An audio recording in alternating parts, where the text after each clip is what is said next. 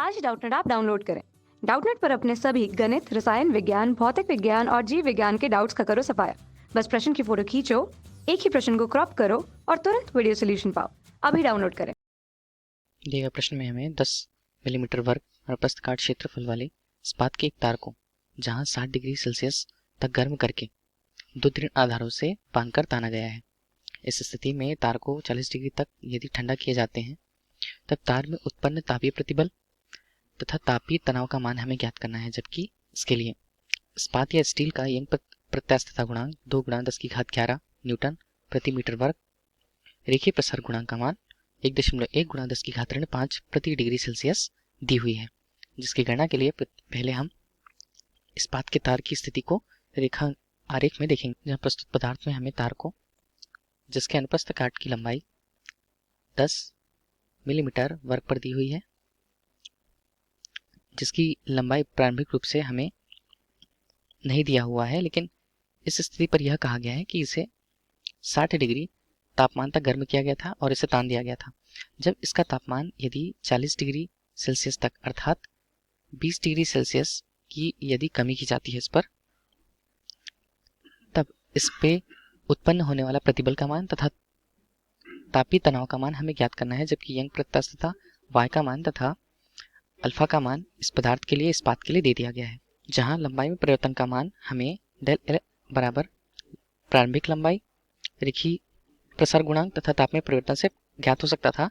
जहां del L अनुपात L को हम विकृति से स्पष्ट करते हैं, जिसका मान अल्फा गुणा डेल टी के बराबर होता है। यदि यंग प्रत्यास्थता गुणांक y के संदर्भ में प्रतिबल और विकृति के अनुपात से यदि हम देखें जो इनमें संबंध होता है, इन स्थितियों को यदि हम इस समीकरण पर रखते हैं, दिए गए समीकरण पर हमें तापीय प्रतिबल जिसे सिग्मा से तापीय प्रतिबल जिसे हम सिग्मा से प्रदर्शित करेंगे, उसका मान y गुणा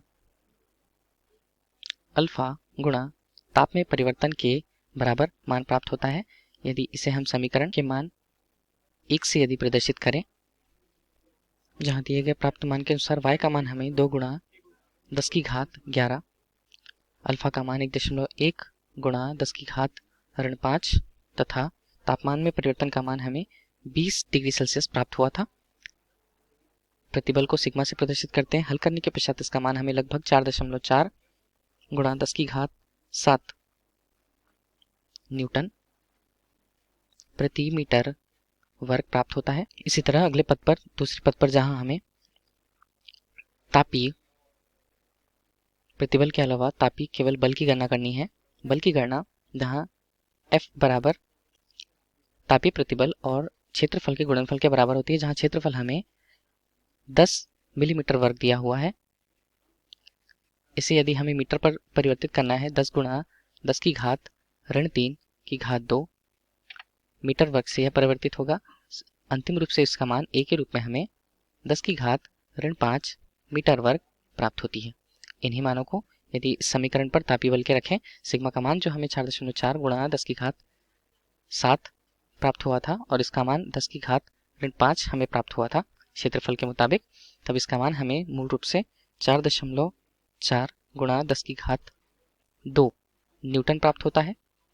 आगे यदि इसे संयुक्त रूप से सरल करें तब इसका मान 440 न्यूटन हमें प्राप्त होता है।